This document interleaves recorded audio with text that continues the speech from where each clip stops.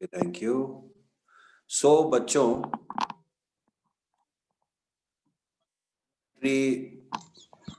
Half way पहुंच चुकी है।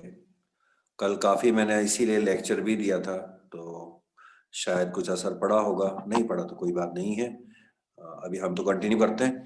तो बच्चों, मैं आज इस बारे में विचार कर रहा था कि अभी बीच में जो है 1-2 दिन का आपका गैप आ जाएगा, और कल मैं खुद छुट्टी मारने के मूड में हूँ, तो पता नहीं है। तो अपने को ट्रिग्नोमेट्री को बेसिकली पूरा खत्म, पूरा मतलब लास्ट तक, ठीक है। Other than very very special extra questions, उसके अलावा हम पूरा ट्रिग्नोमेट्री इस बार खत्म करेंगे। जो सेकंड चैप्टर है आपका एप्लीकेशंस ऑफ ट्रिग्नोमेट्री, उसको साथ में खत्म करेंगे। मैंने यही प्लान बनाया है। तो आप जो भी मेरे साथ साथ इस चैप्टर को खत्म कर रहे हैं, ये चैप्टर 3 फेजेस में खत्म होगा। एक तो आपकी बेसिक ट्रिग्नोमेट्री जो आपकी कल तक खत्म हो गई, 3 क्लासेस में वो बेसिक ट्रिग्नोमेट्री थी। अब वो 90 माइनस थीटा वाला तुम्हारे कोर्स में है नहीं, तो वो लास्ट में करा दूंगा। तो जिसको मन करे वो करना, तो नहीं तो बाकी रहने देना। दूसरा उसका फेज है आइडेंटिटीज, जो कि पूरी साल में सबसे ज्यादा मुश्किल लगता है बच्चों को, 10th क्लास का टॉपिक। और तीसरा है एप्लीकेशन ऑफ ट्रिग्नोमेट्री, यानी कि आप समझ ही चुके हैं कि जो आप ट्रिग्नोमेट्री पढ़ रहे हैं उसका प्रैक्टिकली हमारी लाइफ में कैसे एप्लीकेशन आता है। वो तो मैंने आपको बता भी दिया था ट्राइंगल में, बट 2 ट्राइंगल्स के केसेस आपके कोर्स में। तो मुझे ऐसा लगता है कि अभी 1 आध दिन का गैप जो है बीच में आ जाएगा। तो what I planned is that कि काफी बच्चे पहली बार भी ट्रिग्नोमेट्री पढ़ रहे हैं, तो they are not aware with all the formulas and relations till now. There are only 3 classes. तो इसीलिए मैं आज आपको जो एप्लीकेशन ऑफ ट्रिग्नोमेट्री है, आइडेंटिटीज का किसी से कोई लेना देना नहीं है। ये मत सोचिए कि आइडेंटिटीज का इस पे कोई नेक्स्ट चैप्टर में फर्क पड़ेगा या नहीं पड़ेगा, कोई नहीं पड़ेगा। Identity is a separate topic which requires the application of mind, ठीक है। माइंड गेम है, जैसे ज्योमेट्री होता है ना अपना आंसर ढूंढना, बस बिल्कुल वैसा का वैसा है आइडेंटिटीज। तो उसके लिए हमें भरपूर जो है प्रैक्टिस करनी पड़ेगी। मैं आपको यहाँ पर बहुत बुरी तरह आपको रगड़ूंगा आइडेंटिटीज के साथ में, तब जाके कुछ बच्चे जो है वो समझ पाएंगे कि आइडेंटिटीज क्या होती है। तो वो हम करेंगे। तो पहले मैं एक जो एप्लीकेशन ऑफ ट्रिग्नोमेट्री है, कंप्लीट पूरा टॉपिक है, चैप्टर है, और आपके बहुत स्कोरिंग चैप्टर्स में से एक बन सकता है। वो क्यों, वो आपको समझ में आ जाएगा। 10th क्लास के कोर्स के अंदर जो एप्लीकेशन ऑफ ट्रिग्नोमेट्री के क्वेश्चंस होते हैं, वो एक ज्यादातर फिक्स से परफॉर्मा के अंदर होते हैं, जैसे अभी कल तक की ट्रिग्नोमेट्री में था। तो वो अगर बच्चे को समझ में आ जाए तो वो बड़े आराम से कर लेता है। और इस बार तो ऑफिशियली कोर्स में लिखा हुआ आ गया, आज तक तो लिखा हुआ तो नहीं था, लेकिन अब तो लिखा हुआ आ गया है हमारी आंखों के सामने कि आप अगर पढ़ेंगे तो आज देख लीजिएगा कि क्वेश्चंस या problems related to 2 triangles only, वरना 3 ट्रायंगल्स की भी मैं 2-3 प्रॉब्लम्स तो कराता था बच्चों को, वो नहीं है आपकी बात। तो सिंपल प्रॉब्लम्स है उसके ऊपर, और उसको ढंग से पढ़ने के अंदर ज्यादा नहीं है, 2-3 दिन लगते हैं। मेरे पास बहुत ही शानदार वर्कशीट है, किताब की एक एक्सरसाइज पढ़ेंगे, मेरे 10 क्वेश्चंस करेंगे, और उन्हीं में से एक क्वेश्चन गारंटी से एग्जाम के अंदर आएगा और फुल मार्क्स। तो बहुत आपको मैंने समझा दिया कि मैं क्या स्ट्रेटेजी पढ़ा रहा हूँ। अच्छा, एक बार ये और बोलना चाहूंगा कि कुछ बच्चे आइडेंटिटीज करने के लिए काफी उत्सुक भी थे, और किसी के काम भी आ रहा है। तो डोंट वरी, मुझे बोला हुआ 1-2 जनों ने, जैसे ये 2 दिन का ही टॉपिक होता है, इसके खत्म होते ही आपको आइडेंटिटी स्टार्ट कराओ। डोंट वरी, आपका समय से पहले पूरा काम हो जाएगा। ये मेरी जिम्मेदारी है, आपको टेंशन लेने की जरूरत नहीं। मैं आज ही कराता आइडेंटिटीज, लेकिन एक तो बच्चे सारे नहीं है, प्री बोर्ड चल रहे हैं, फिर मेरा अभी अपन 1-2 दिन तो छुट्टी मारेंगे, तो उस चक्कर में क्या वो खराब हो जाएगा सारा माहौल। तो इसीलिए आज अपन ये करते हैं। अब इसमें क्या करना है, स्टार्ट करते हैं। देखिए इसमें करना क्या है, बेसिक जो एप्लीकेशन होता है ना ट्रिग्नोमेट्री का, समझ लो शुरू के जो 6 क्वेश्चंस है ना तुम्हारी किताब के अंदर, जो सेकंड चैप्टर के अंदर है ट्रिग्नोमेट्री के, वो तो मैं तुम्हें ऑलरेडी करा चुका हूं, चाहो तो देख लेना। मैंने जब तुम्हारे को एक ट्राइंगल बना के दिखाया था कि देखो बेटा ये ट्राइंगल है, इसमें अगर तुम्हें इन दोनों में से कोई भी एक एंगल पता है, अब तुम्हें देंगे कौन सा, भाई 30, 45, 60, और तो कुछ है नहीं तुम्हारे कोर्स में। तो मैंने आपको शुरू में ही बता दिया था कि अगर आपको ये एंगल पता है और इन तीनों में से कोई सी भी एक साइड आपको पता है, जैसे आपको ये पता है A, तो ये हो गया थीटा के सामने वाला परपेंडिकुलर, ये हो गया बेस और ये हो गया हाइपोटेन्यूज। तो अब आपको अगर P निकालना हो तो B की हेल्प से P कैसे निकलेगा, P और B टेन थीटा का फॉर्मूला लिख दीजिए। H निकालना हो तो B और H का cos थीटा लिख दीजिए, तो आपका आंसर आ जाएगा। ये मैं आपको उस दिन खूब समझा चुका हूँ तरह तरह से घुमा घुमा के। अब नया क्या है इस चैप्टर के अंदर, आप कहेंगे सर ये तो हम कर चुके हैं, तो अब नया क्या है? थोड़े से सेकंड लेवल के क्वेश्चंस आपके कोर्स के अंदर है। उसके लिए मैं आज अब आपको कुछ टर्म्स जो है वो सिखाऊंगा, पहले आप उनको समझिए। देखिए होता क्या है, ट्रिग्नोमेट्री हाइट्स और डिस्टेंसेस को नापने के काम में आती है इनिशियल लेवल पे, वरना तो ट्रिग्नोमेट्री बहुत बहुत ही वास्ट एक टॉपिक है और बड़े बड़े कामों में आती है। लेकिन ट्रिग्नोमेट्री जो आपको अभी जो प्रैक्टिकल एप्लीकेशन शुरू में समझाए जाते हैं वो काफी सिंपल स्तर के होते हैं, बहुत ही सिंपल। जैसे मैं आपको एक छोटा सा एग्जांपल देता हूँ कि कैसे हाइट्स और डिस्टेंसेस निकालने के काम। देखिए होता क्या है कि कई प्रैक्टिकली हाइट्स को नापना या डिस्टेंसेस को प्रैक्टिकली पॉसिबल नहीं होता है। मैं आपको समझाता हूँ कैसे, एक ही एग्जांपल दूंगा खाली। देखिए मान लीजिए कि कोई आपको पेड़ की हाइट निकालनी है या अपने घर की हाइट निकालनी है, समझने की कोशिश कीजिएगा। पेड़ की हाइट निकालनी है, घर की हाइट निकालनी है, कोई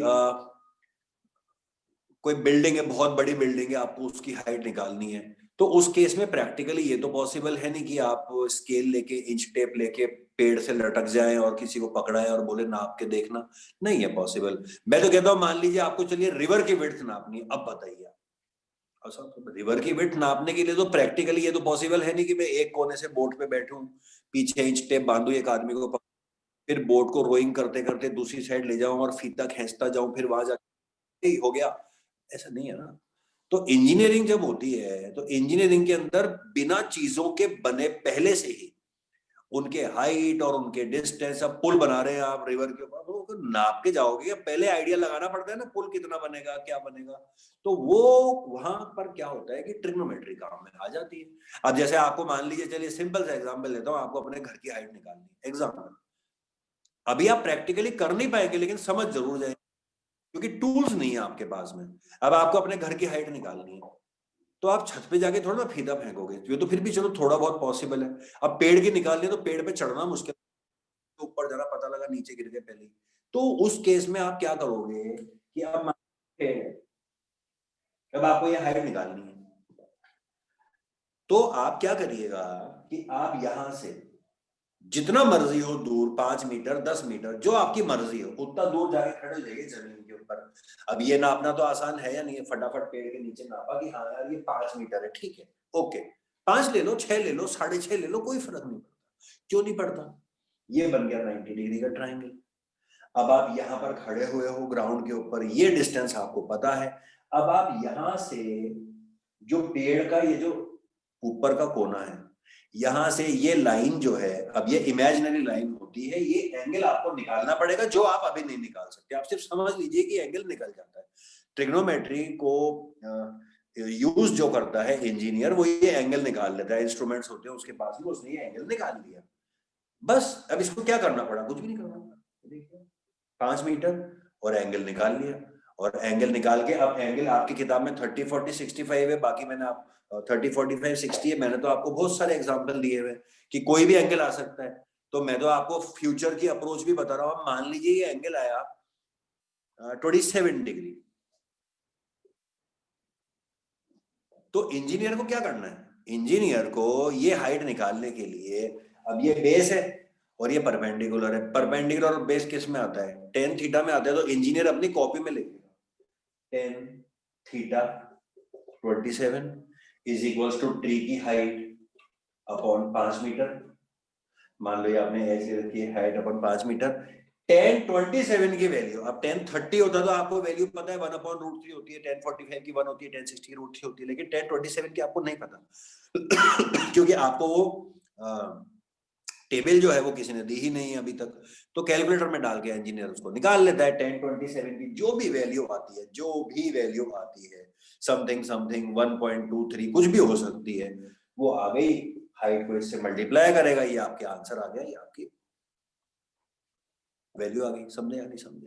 तो बच्चों ऐसे मैं आपको बहुत कुछ और भी समझा सकता हूँ, लेकिन मेरे ख्याल से आपको इतना एग्जाम्पल समझ में आ गया होगा। इसी में और देख लीजिए, ऐसे बहुत होते हैं।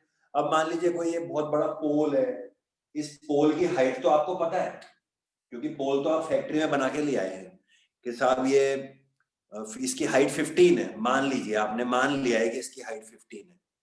तो अब आप चाहते हैं कि इसको जमीन से 27 डिग्री के ऊपर लगाया जाए। ये हमारे को बोला गया है कंस्ट्रक्शन कंपनी ने कि आप इस पर एक इसको सीधा खड़ा रखने के लिए रस्सी बांधिएगा, और वो रस्सी का जमीन के साथ में जो एंगल है वो 27 डिग्री पर बांधिएगा, बड़ा स्टेबल रहेगा। आप ज्यादा पीछे मत लगाइएगा रस्सी, ज्यादा ऊंची मत लगाइएगा, 27 डिग्री पर चारों ओर रस्सियां बांध देना, पोल बढ़िया तरीके से खड़ा रहेगा।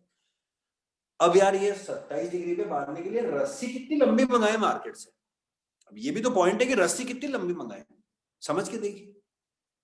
तो रस्सी कितनी लंबी मंगाए, ये तो फिर अब ऐसा है कि पोल पहले लगाओ, फिर उसके ऊपर एक आदमी भेजो, फिर वो फीता फेंके, फिर उस फीते को कोई पकड़ के यहाँ बैठे और फिर 27 डिग्री तक उसका दिमाग लगाए, फिर उसको नापे। कितना लंबा चौड़ा काम है, प्रैक्टिकली पॉसिबल ही नहीं है। तो आपने सिर्फ ट्रिग्नोमेट्री लगानी है। ये रहा परपेंडिकुलर, ये रहा हाइपोटेन्यूज, पी और एच किस में लगता है? साइन थीटा में। यहाँ पर आ जाएगा साइन 27।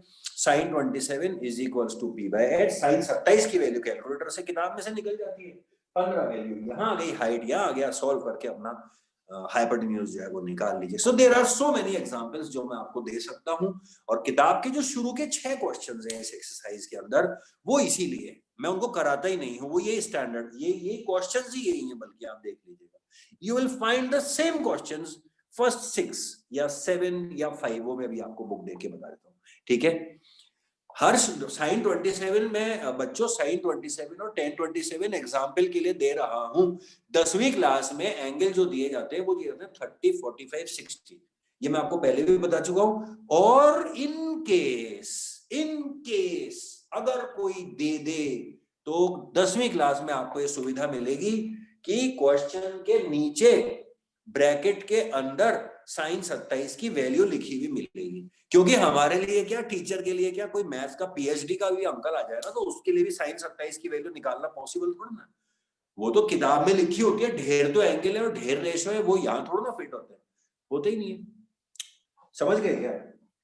और 10th नहीं, वो 11th 12th के अंदर भी कभी इसका क्वेश्चन आता है किसी का, तो साइन 27 की वैल्यू दी हुई आएगी ना यार, नहीं तो वो बच्चा कहां से निकालेगा? समझे या नहीं समझे?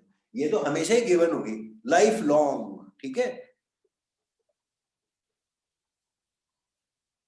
तो बच्चों ये मुझे जो समझाना था मैंने समझा दिया। अब मैं आपको कुछ, ये मैंने एग्जांपल्स भी इसलिए दिए ताकि आपको कम से कम ये समझ में तो आए कि ट्रिग्नोमेट्री का इंजीनियरिंग में लेना देना होता है। तो जो टर्म्स वो लोग यूज करते हैं, वो टर्म्स और भाषा, और सुन लीजिए, इस चैप्टर के क्वेश्चंस मैं फिर बोल रहा हूँ डैम इजी क्वेश्चंस हैं, इतने इजी क्वेश्चंस हैं कि एक क्लास या 2 क्लास के बाद में तो कोई गलत होता ही नहीं है।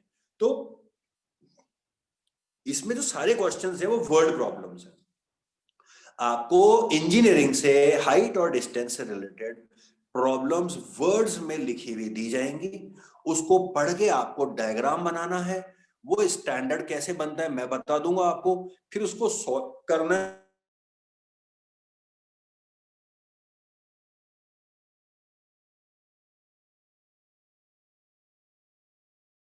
भाषा अगर आपको समझ में आ जाती है तो आपका मतलब क्वेश्चन ही हो गया, समझ लो। जिसको भाषा समझ में आ गई ना, उसका क्वेश्चन ही सॉल्व हो गया। तो वो भाषा मैं आपको बताता हूँ। तो जो टर्मिनोलॉजी इस्तेमाल होती है हाइट्स एंड डिस्टेंसेस या एप्लीकेशन ऑफ ट्रिग्नोमेट्री के अंदर, वो ये होती है कि अब देखिए थोड़ा सा स्कोप कम है, और सामने तो अपन पढ़ नहीं रहे हैं, ऑफलाइन में तो जितना मैं दिखाने की कोशिश कर रहा हूँ उतना देखिए। जैसे मैं तो खैर दिखता ही रहता हूँ आपको, रोज देखते हो आप।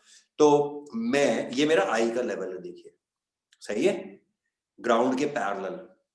पैरेलल कोई कहेगा सर यो क्यों नहीं, यो, अबे बोल रहा हूं ना पैरेलल है। जिस जमीन पर मैं खड़ा हुआ हूं उसी जमीन पर आप भी बैठे हुए हो, तो अपना जो जमीन के पैरेलल, आई से देखिए, यहां से दिखाता हूं आपको, देखिए देख रहा है, ये मेरा आई लेवल है पैरेलल टू द ग्राउंड, ठीक है।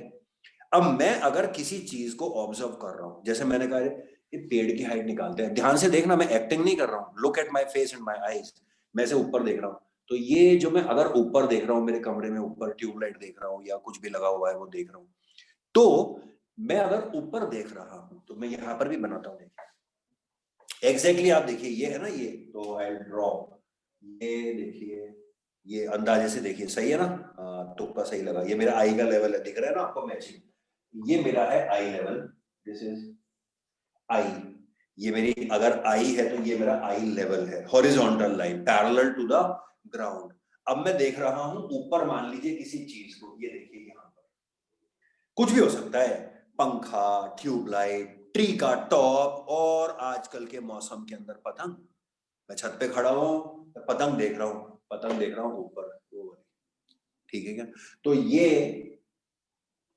देखिए, ये अगर पतंग है, यहाँ पे छोटी सी पतंग भी बना रहा हूं आपको, पतंग का सीजन चल रहा है, पता नहीं आपको दिख रही होगी, दिख रही होगी। तो लाइन ऑफ, ये मेरी कहलाती है line of site. Line of site, site मतलब जानते ही आप, vision, line of site. Okay, तो अगर हम ऊपर की तरफ देखते हैं, आई लेवल के ऊपर की तरफ किसी चीज को देखते हैं, तो हॉरिजॉन्टल लाइन यानी कि मेरे आई लेवल में और जो ऊपर लाइन ऑफ साइट बन रही है उसके बीच का जो एंगल, वो कहलाता है एंगल ऑफ एलिवेशन। ऊपर देखते हैं तो कहलाता है एंगल ऑफ एलिवेशन। समझ गए क्या? अब मैं नीचे भी देख सकता हूं, तो मान लीजिए मैं यहाँ खड़ा हुआ हूं और मैं नीचे फर्श पे रखी हुई कोई चीज देख रहा हूं, या मैं छत पे खड़ा हुआ हूं, तो छत से मैं ऊपर भी देख सकता हूँ पतंग को, और घर के नीचे खड़ी किसी गाड़ी को भी देख सकता हूँ, कुछ भी देख सकता हूँ। तो अगर आई लेवल नीचे मेरा है, आई लेवल तो वही है, लाइन ऑफ साइट अगर मेरी नीचे है, वो कब होगी? जब मैं आई लेवल के नीचे देख रहा हूँ। तो ये एक आइडिया, मान लीजिए यहाँ पर एक कार है, सही है, कार को खड़ा रखने के लिए जमीन भी होगी पैरेलल, सब कुछ पैरेलल होगा, कार, लाइन ऑफ साइट, ये सब तो पैरेलल होगा, तो मैं नीचे देखूंगा। तो अब की बार ये है मेरी लाइन ऑफ साइट, तो ये वाला जो एंगल है जो नीचे बनता है, ये कहलाता है आपका एंगल ऑफ डिप्रेशन।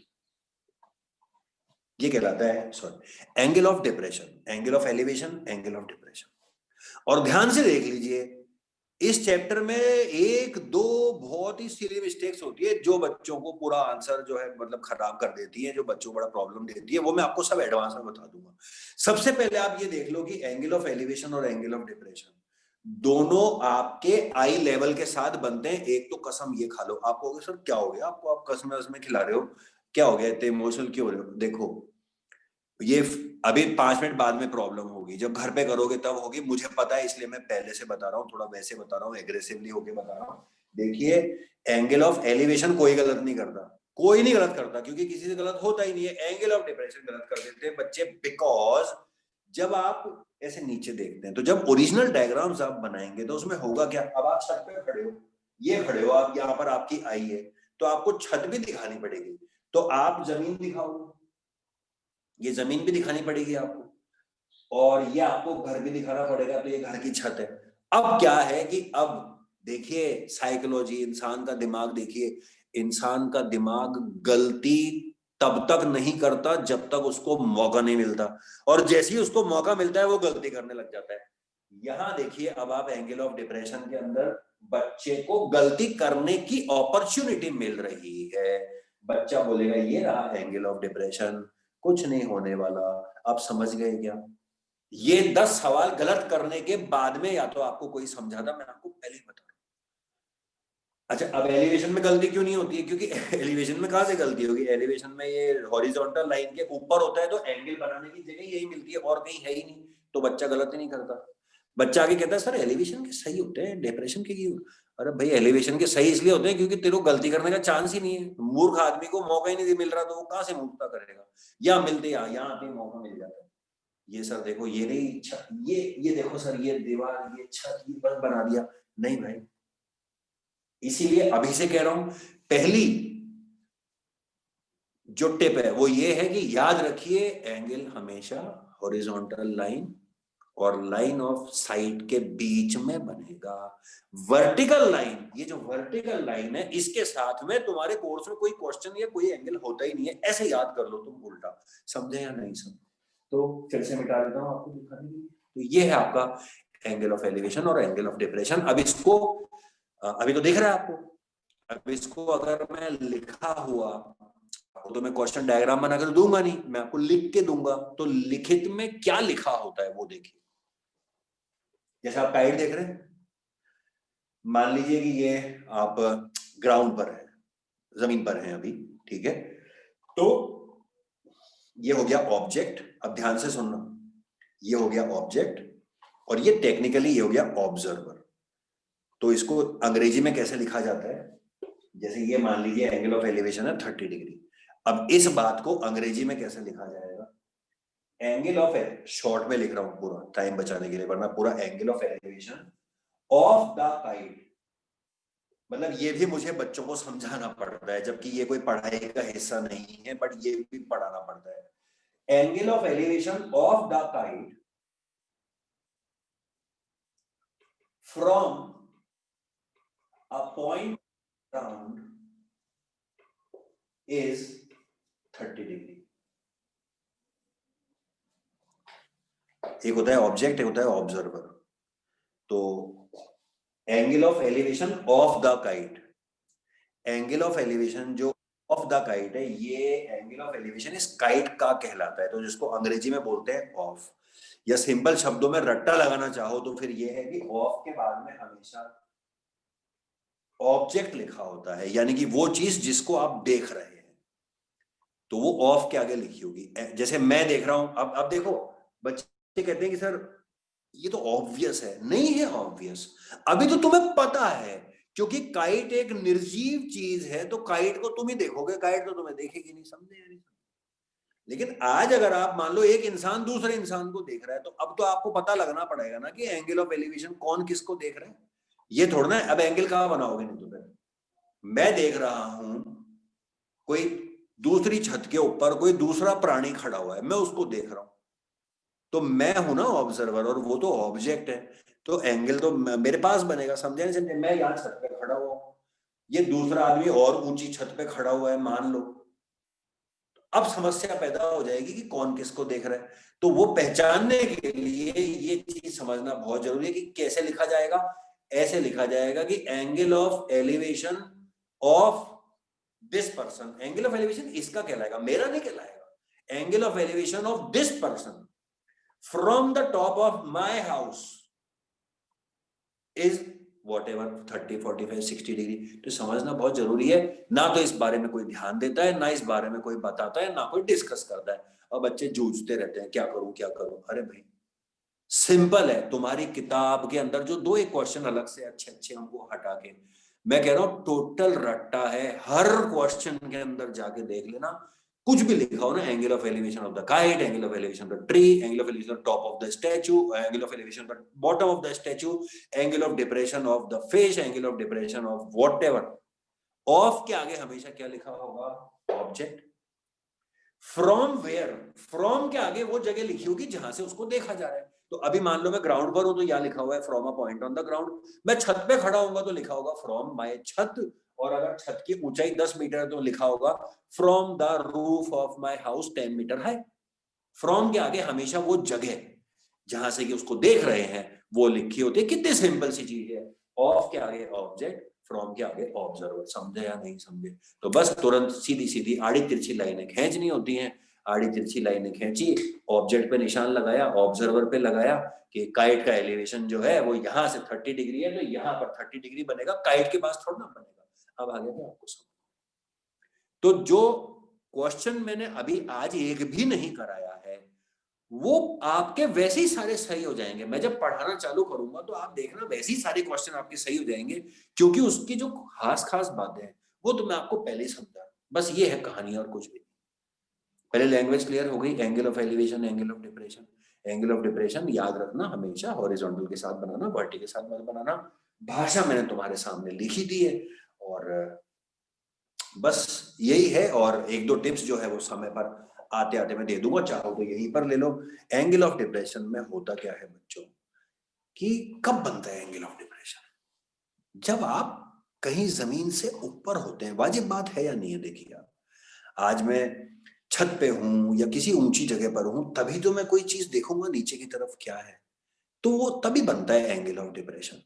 तो एंगल जब मैं यहां हूं ना, तो मुझे मेरी हॉरिजॉन्टल यहां पर आई पर क्या होता है कि हॉरिजॉन्टल लाइन खींचनी पड़ती है। और जब मैं जमीन पे होता हूं, जैसे ये क्वेश्चन है, देखना अब आप, angle of elevation of the kite from a point on the ground. अब एक बात बताओ, ग्राउंड तो तुम बनाओगे ही बनाओगे, ये रही काइट, ये रहा ग्राउंड, तो तुम्हें दिमाग नहीं लगाना पड़ रहा, ये रहा एंगल 30 डिग्री, हो गया मामला खत्म।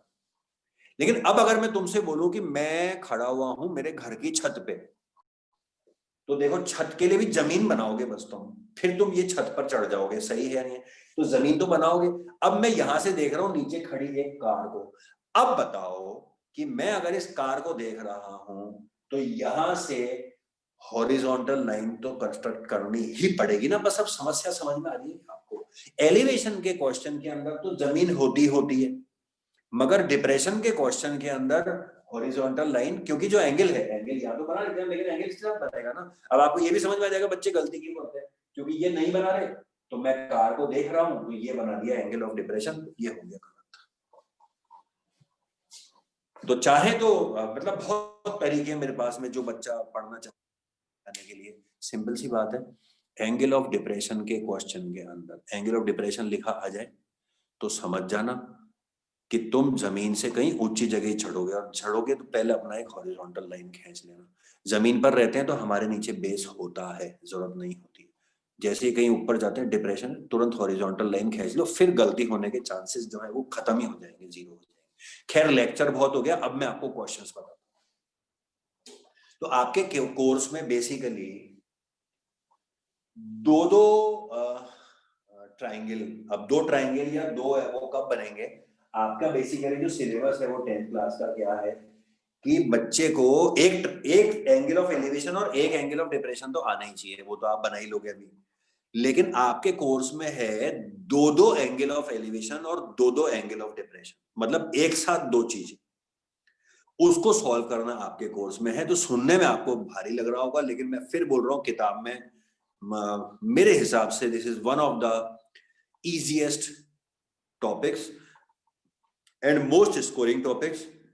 क्योंकि जिसको मैंने भाषा समझा दी और उसने समझ ली, और फिर मेरे कहने से 10 मिनट 15 मिनट का जो रट्टा मैं बताऊंगा वो लगा लिया, तो रेयर ही चांस है कि कोई क्वेश्चन गलत होता है। मतलब ये चैप्टर ऐसा है जो आप में से मैक्सिमम बच्चे, जब मैं स्टैट्स पढ़ा था तब भी समझा रहा था, जो पूरा कंट्रोल में करके पकड़ के लेके जा सकते हो कि इसके मार्क्स तो डन है, क्वेश्चन आया और क्वेश्चन आते ही 5 मिनट 4 मिनट में पूरा क्वेश्चन सॉल्व हो जाता है। मैं आपको दिखाता हूँ। तो I start with one example. तो बस मेरी भाषा जो है उस पर ध्यान दीजिएगा, क्योंकि भाषा तो और डायग्राम का खेल है। अगर डायग्राम बन गया तो फिर से सॉल्व करना मैं आपको उसको 2 मिनट में सिखा दूंगा, रटवा दूंगा। देखिए, तो जैसे पहले सिंपल एलिवेशन का करते हैं, ध्यान से सुनिए, मैं शॉर्ट में लिख भी देता हूं। Angle of elevation of, short में लिख रहा हूं बच्चों थोड़ा, top and bottom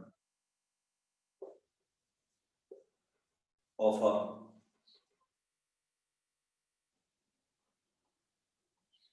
statue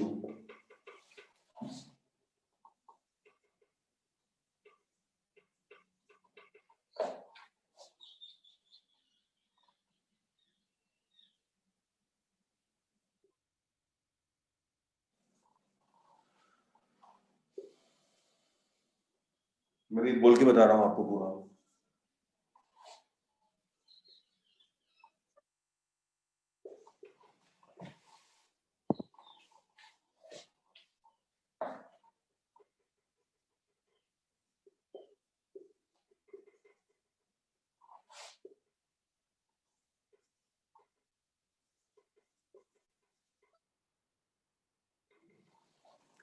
3 question सुन लिए ना ढंग से, तो चौथे के अंदर तुम बोर होने लग जाओगे, ठीक है। समझ में नहीं आया मनुष्य क्या बोला, बाद में देखना, इधर देखो आप। तो देखिए, बहुत इजी है, मैं फिर बोल रहा हूँ, बस 2 क्वेश्चन 3 क्वेश्चन तसल्ली से सुन लो, फिर आपको लगेगा सब सेम ही है। देखो, लैंग्वेज सिखाई थी मैंने, 2 ऑब्जेक्ट्स हैं, अब सुनना। एंगल ऑफ एलिवेशन, बस इसको पढ़ने के लिए कहता हूं मैं बच्चों को पेशेंटली, जो बच्चे नहीं पढ़ते वही आदत है। कल मैंने कितना लेक्चर दिया था देखो भारी, कई बच्चे अभी भी एक साथ, हम नहीं सुधरेंगे, आप कुछ ही कर लो, आप चाहे समझा दो और नहीं समझाओ, हमारे कोई फर्क नहीं पड़ता, आप तो, हम नहीं करेंगे, तो वो बच्चे ही नहीं कर पाएंगे। अदरवाइज मैं कह रहा हूँ इससे सिंपल कुछ भी चीज नहीं। सिर्फ आपको लैंग्वेज पढ़नी है ध्यान से, जिसमें आपको कोई मैथ्स नहीं करनी पड़ रही है, लैंग्वेज पढ़नी है। लैंग्वेज में क्या लिखा हुआ है? Angle of elevation of the top and bottom of a statue, अंग्रेजी आपको आती है मेरे ख्याल से, in on the top of a 5 metre high pedestal are 60 and 45। मैं समझाता हूँ, देखो एंगल ऑफ एलिवेशन ऑफ, तोड़ के पढ़ो आराम से, ऑफ कहां है, फ्रॉम कहां है, sorry, from a point on the ground, ये और बोल दिया मैंने। तो एंगल ऑफ एलिवेशन ऑफ के आगे लिखा हुआ है साफ साफ ऑब्जेक्ट लिखा हुआ है। अब वो ऑब्जेक्ट क्या है देखना, top and bottom of a statue, एक स्टैचू है उसके टॉप और बॉटम का एंगल ऑफ एलिवेशन। मैंने आपको कहा था दो होंगे, तो ये दोनों ऑब्जेक्ट हो गए नहीं हो गए, जल्दी बताओ कितना simple. Angle of elevation of the top and bottom of a 5 metre, sorry of a statue situated on the top of a 5 meter high pedestal।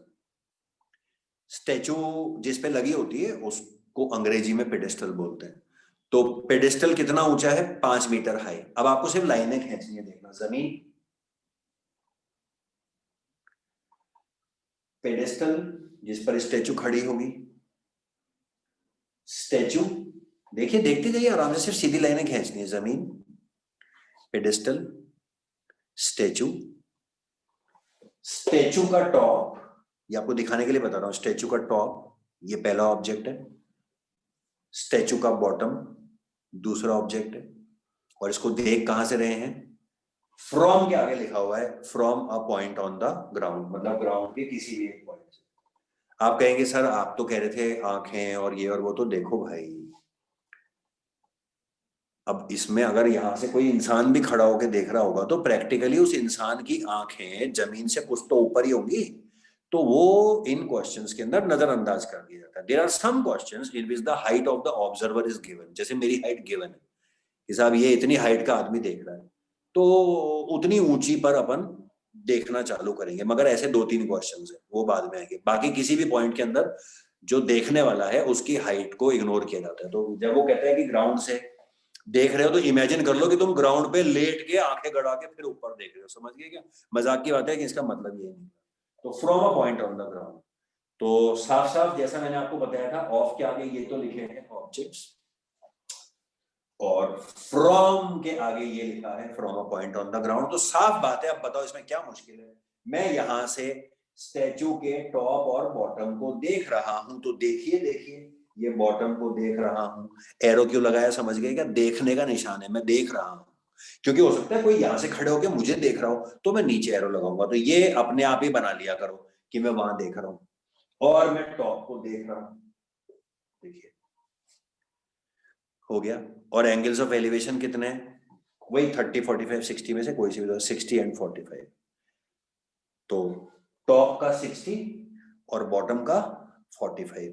तो मैं अगर यहां पर हूं तो एंगल मेरे पास ही बनेंगे, ऑब्जर्वर के पास बनेंगे, और एंगल हमेशा कहां से बनते हैं? यहां से। अब शुरू शुरू में आपका दिमाग चलेगा यार नहीं, जमीन से, ये रहा आपका 45, बॉटम को देख रहे हैं आप, देखिए हॉरिजॉन्टल लाइन और लाइन ऑफ साइड के बीच का एंगल, और ये आप ऊपर देख रहे हैं तो हॉरिजॉन्टल लाइन और ऊपर देखने का एंगल 45, और ये बड़ा बड़ा आराम से बनेंगे 60 डिग्री। देखिए कितना आसान,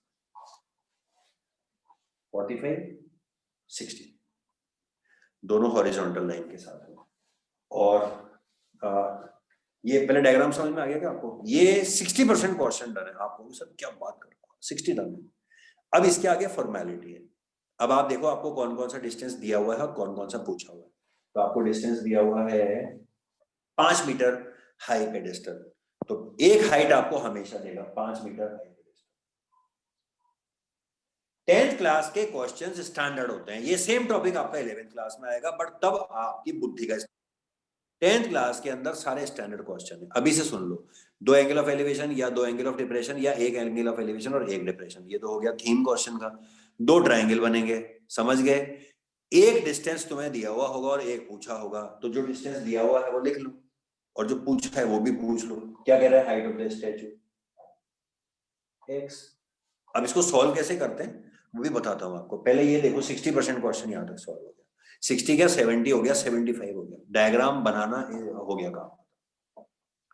अब सॉल्व क्यों नहीं करा रहा? क्योंकि मैं हाथों हाथ एक और डायग्राम आपको बना के दिखाना चाहता हूं, ताकि मैं आपको ये दिखा दूं कि देखो सारे डायग्राम एक जैसे से बन रहे हैं और फिर सॉल्व भी एक जैसे ही हो रहे हैं। देखिए ये तो हो गया पहला, दूसरा और सुन लीजिए, इसी को चेंज कर लेते हैं, ठीक है? अभी टाइम है इसलिए चेंज कर लेते हैं।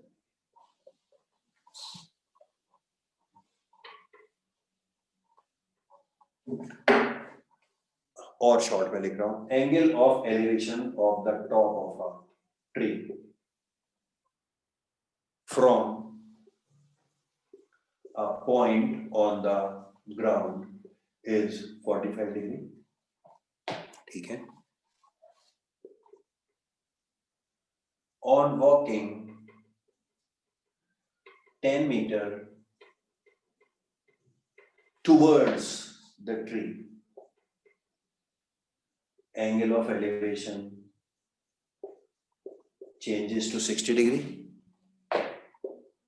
Find the height of the tree. ठीक है, लैंग्वेज पढ़ते जाइए और मजे करिए। क्या लिखा हुआ है? Angle of elevation of the top of a tree. Object कौन है? Top of the tree. Tree के टॉप को देख रहे हो, कहां से देख रहे हो? फ्रॉम के आगे लिखा हुआ है from a point on the ground. तो बनाए डायग्राम, ग्राउंड, ट्री, ट्री का टॉप, और ये रहा मेरा पॉइंट, यहां से मैं इसको देख रहा हूं। देखिए ये लिखा हुआ है ना, देख लीजिए आराम से, angle of elevation of the top of a tree from a point on the ground is 45 degree. चाहो तो अभी बना लो 45 डिग्री, ठीक है? On walking 10 metre towards the tower, tree लिखा हुआ है साफ साफ, 10 मीटर ट्री की तरफ चलने पर। तो चले, यहां खड़े हैं, चलिए जरा, चलिए यहां पर आ जाइए। कितना चल रही है? 10 मीटर। मैंने कहा था आपको एक डिस्टेंस कोई ना कोई हमेशा दिया होता है, दे दिया इसने। 10 मीटर चलने पर यहां आ गए। अब कह रहे हैं कि अब जो एंगल ऑफ एलिवेशन है ऑब्वियसली ट्री के टॉप का ही होगा। कितना हो गया? 60 डिग्री हो गया। तो आप खुद भी देखिए, आप जैसे किसी चीज को देखते देखते आगे बढ़ते जा रहे हैं तो आपका एंगल ऑफ एलिवेशन बढ़ता जाएगा। जैसे देखिए, ये देखिए, मैं अभी किसी चीज को देख रहा हूँ, तो मैं अगर आगे बढ़ूंगा तो ये पॉइंट तो चीज तो जाए वही रहेगी, मगर मैं आगे बढ़ूंगा तो देखिए यूं होता जाएगा, होता जाएगा। तो अब देखिए, पहले एंगल ऑफ एलिवेशन कितना कम था और अब देखिए एंगल ऑफ एलिवेशन बढ़ता जा रहा है। नहीं समझ में आया तो कोई बात नहीं, यहां से यहां आ गया, ठीक है? अब यहां से एंगल ऑफ एलिवेशन 60 है, तो ये आप अपने आप बताइए कि मैं यहां देख रहा हूं, ये रहा आपका angle of elevation of 60 degree. यहां तक बताइए सेम है या नहीं है? फिर मैंने क्या करा, एक डिस्टेंस देगा और एक पूछेगा। एक डिस्टेंस दे दिया इसने 10 और पूछ रहा है हाइट ऑफ दैट एक्स। यहां तक कोई समस्या? एक काम करते हैं, 3 डायग्राम बना लेते हैं, तीनों को एक साथ ही सॉल्व कर देंगे, ठीक है? एक तीर से 3 शिकार। तो तीसरा और क्वेश्चन बोल देता हूं, वेराइटी।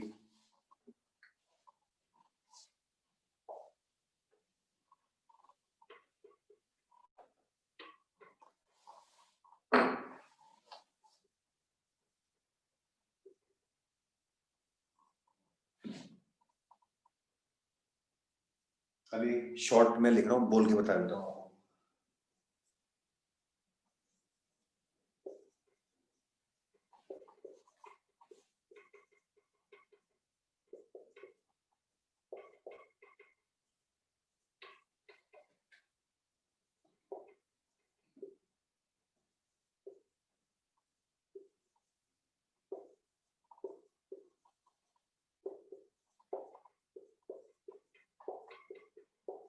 अभी कर लेंगे कंप्लीट, पे डायग्राम बना देते हैं, ठीक है? वो बोल रहा हूं,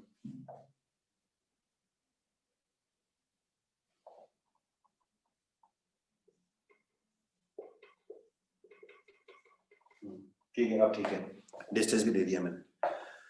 मैं फिर बोल रहा हूं, क्वेश्चन कितना ही घुमा फिरा के दे दूं, आप मेरी भाषा पर विश्वास रखिएगा और जो मैं बोल रहा हूं बस सीधी आड़ी लंबी लाइन बनाने पर ध्यान रखिएगा, और कुछ नहीं करना आपको। पढ़े, पहला देखिए क्या लिखा है, एंगल ऑफ एलिवेशन। मैं तो क्वेश्चन में सबसे पहले देखता हूँ कि एलिवेशन है या डिप्रेशन है, क्योंकि एलिवेशन होता है तो मजा आ जाता है, काम ही खत्म हो गया।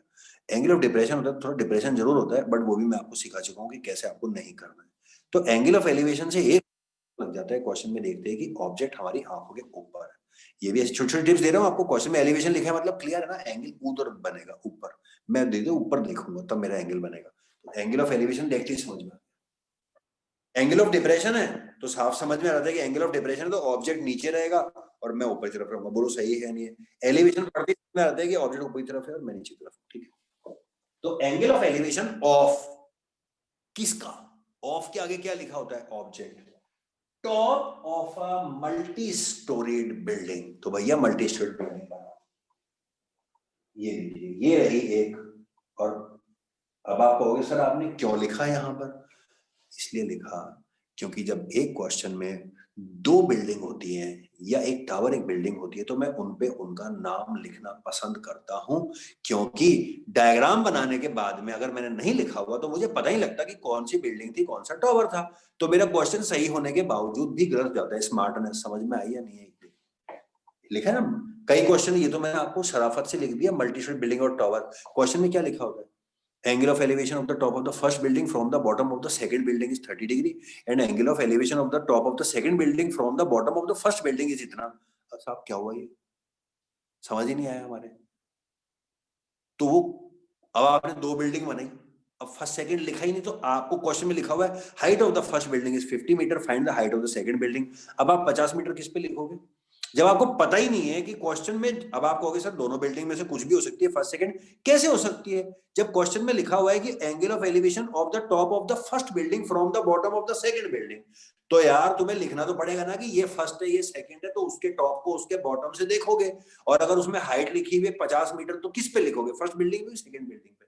बच्चे ध्यान ही नहीं देते, कुछ भी लिखाते हैं और फिर क्वेश्चन पूरा सही है मगर फिर भी नंबर 0 मिले।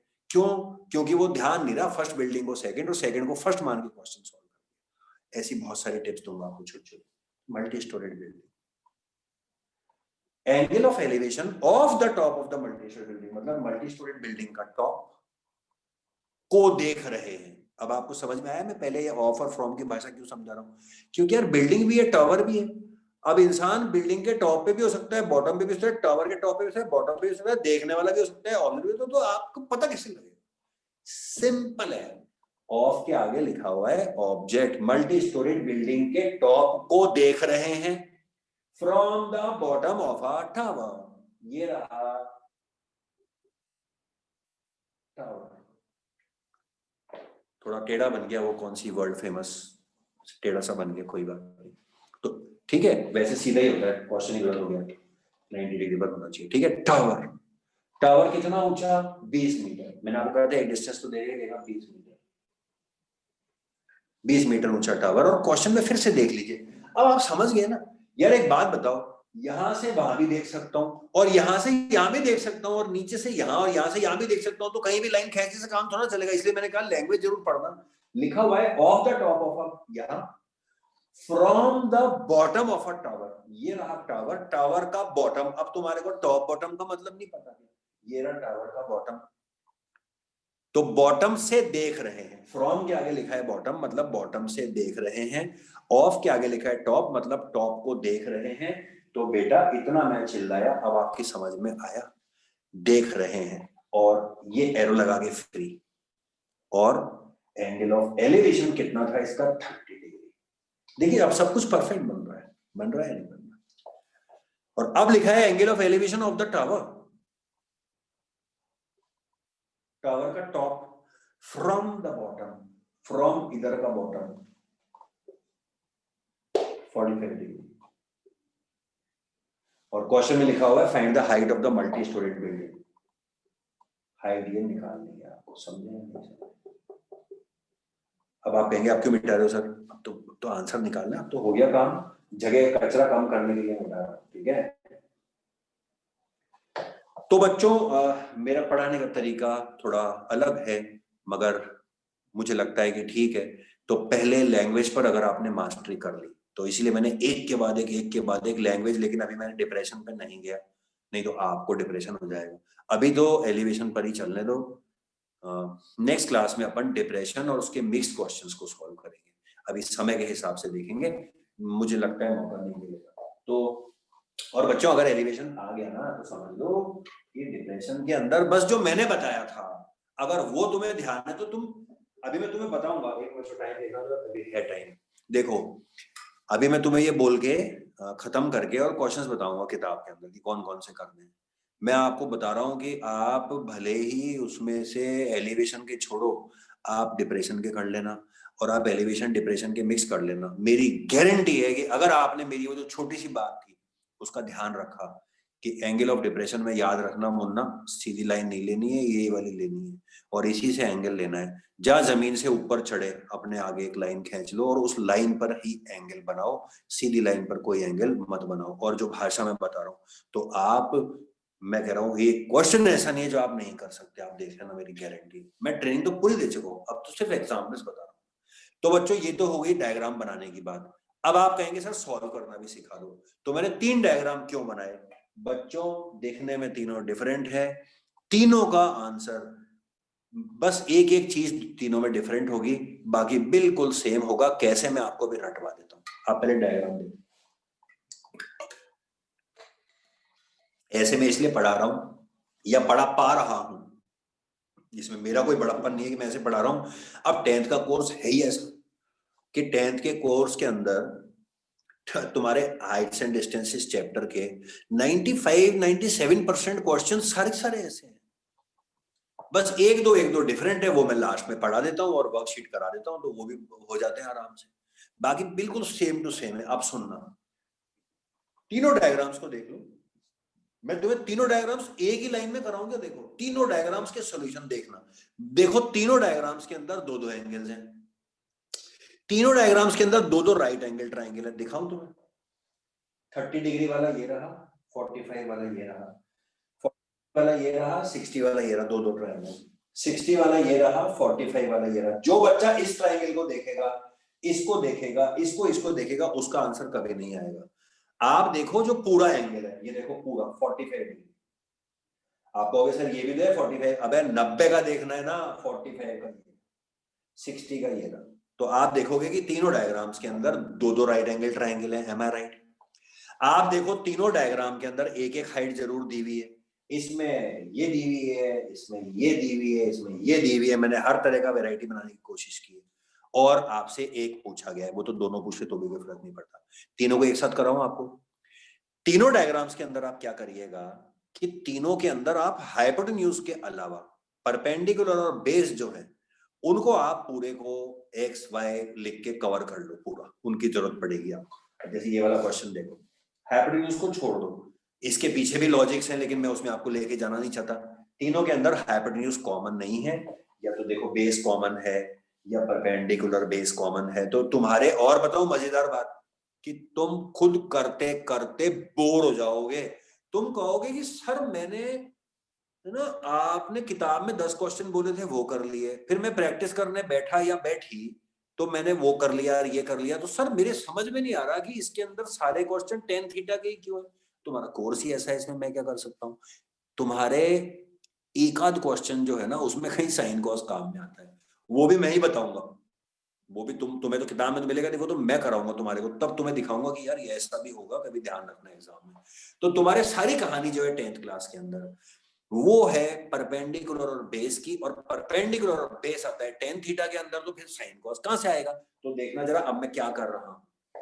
ये दिया हुआ है, ये दिया हुआ है, ये और मेरी फोकट की टिप्स, जो डिस्टेंस निकालना हो उसको आदत डाल लो एक्स लेने की, और जो नहीं पूछा हुआ उसको ले लो वाई। तुम कहोगे सर दोनों पूछे तो, अबे किसी को भी ले लो फिर एक्स वाई, फिर तो एक ही बात हो गई। आदत डालो। आप कहोगे सर इसके पीछे क्या लॉजिक है आपका, ये क्या अजीब सी बातें बता रहे हो कि जो फाइंड करना है एक्स। अरे भाई अच्छी आदत डालोगे तो एग्जाम में तुम्हें ध्यान रहेगा कि एक्स जो आया है वो तुम्हारा आंसर है। एग्जाम में टाइम नहीं मिलता, दिमाग खराब रहता है, फटाफट फटाफट एक्स निकाला और छोड़ दिया। समझे या नहीं समझे? जो भी डिस्टेंस टीचर फाइंड करने को बोले ना, इसका तुम्हें बड़े क्वेश्चंस में इंपॉर्टेंस समझाऊंगा। अच्छी आदत डालो मेरे कहने से।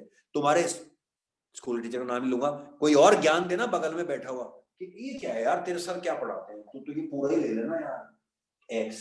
तो जो आपके बगल में बैठा है वो पढ़ा लिखा तो है मगर उतना ज्यादा समझदार नहीं है, या आंसर भी सही है लेकिन वो बारीकियां नहीं जानता है, मैं उसमें जाना नहीं चाहता। ये एक्स जो फाइंड करना है, टेक इट एक्स, बात खत्म। और जो समझदार है वो समझ गए होंगे। जब आप आंसर निकालोगे तो जो आपको फाइंड करना है वही x निकलेगा और वही आप आंसर में लिख के छोड़ के आ जाओगे। जो बच गया y, देखिए सेम चल रहा है कि सबके अंदर x y। इधर आइए, x 10, जो बच रहा है y। देखिए तीनों डायग्राम कंप्लीट हो गए क्या? आप देखेंगे कि मैं आपको 20 क्वेश्चन कराऊंगा, 20 के 20 ऐसे कैसे कराऊंगा सबसे, या तो कोई परेशानी। तो पहली स्टेज डायग्राम सही बनाइए, जो कि मतलब उसके बिना तो कुछ है ही नहीं, वो तो आपके 0 नंबर है। अगर डायग्राम गलत है तो आप भले ही कितने पेज भर दो 0 नंबर मिल जाएगा। डायग्राम सही बनाइए। इसलिए अब आपको समझ में आ गया कि मैंने क्यों कहा था कि 60-70% खेल जो है वो तो डायग्राम बनाने का है। डायग्राम भी मुश्किल नहीं, डायग्राम सही बन गए। सेकेंड स्टेज, वैल्यू लिखिए ढंग से, किसकी है, क्या फाइंड करना है, कंप्लीट कर लीजिए। कर लिया। अब जो सॉल्यूशन है ना इसका, वो बच्चों कोई मुश्किल से 65% का काम है।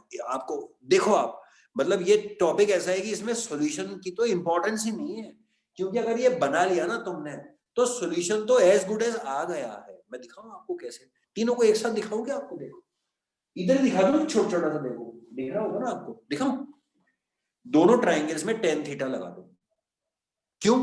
अरे परपेंडिकुलर बेस की खाने tan थीटा लगाओगे, लगाओ। पहले ये वाला ट्राइंगल tan 30, मैं डायरेक्टली वैल्यूज लिख रहा हूँ। tan 30 कितना होता है, या एक बार तो पूरा लिख देता हूँ, चलो यहाँ लिख देता हूँ 10, यहाँ लिख देता हूँ, चलो 10 30, ये ट्राइंगल ध्यान से देखना, 10 30 is equals to perpendicular upon base 45 ले लो, 45 वाला triangle 10 45 is equals to 20 upon y। Am I right? जहां दिक्कत तो पूछ सकते हैं आप। देखिए 90 डिग्री का triangle, 45 perpendicular upon base 20 upon y। तीनों क्वेश्चन सेम टू सेम ऐसे ही करूंगा, आप देखना। 10 30 की वैल्यू 1/√3, जो मैं डायरेक्टली लिख रहा था, बट मैंने चलो पहला क्वेश्चन दिखा देते हैं पूरा। 10 45 1, दो इक्वेशन तैयार हो गई। y इधर, ये इधर, y is equal to x√3, y इधर, ये इधर, y इज इक्वल टू 20। अगर तुमसे ये पूछा जाता कि मल्टी स्टोरीड बिल्डिंग और टावर के बीच में डिस्टेंस कितना है, तो भैया 20 मीटर का डिस्टेंस है। मगर तुमसे x पूछा गया है तो y की वैल्यू को उठा के यहाँ डाल दो। y is equal to 20, x is equal to 20/√3, और √3 को तो तुम फिर नीचे रेशलाइज करके लिख के आओगे। ये हो गया question solve, same to same.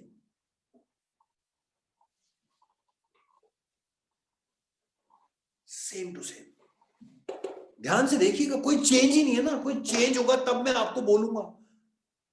45 का ट्राइंगल देखिए, जो मैं सिखा रहा हूं बस वो पहले 45 का ट्राइंगल देखिए, या 60 का देखिए। 45 अपनी आंखों में ट्राइंगल को घुमाइए, ये रहा 10 45। अब तो लिख दूं क्या directly 1, 10 45 is equals to 5/y। पहला 10 60 पूरा, 10 60 ध्यान से देखना। अब 10 60 यानी कि √3 इज इक्वल्स टू पूरा, ध्यान से, कोई लिखेगा x, कोई लिखेगा 5। ये नालायकी नहीं करना, मैं सिर्फ तुम्हें सब कुछ बता रहा हूं, तुम सिर्फ अपनी आंखें खुली रखना। देखो 60 डिग्री का ट्रायंगल दिख रहा है, x and 5, x + 5 upon y। फिर आपको याद है पिछले क्वेश्चन मैंने क्रॉस मल्टीप्लाई किया था, मैं तो हर क्वेश्चन को वैसे ही करूंगा।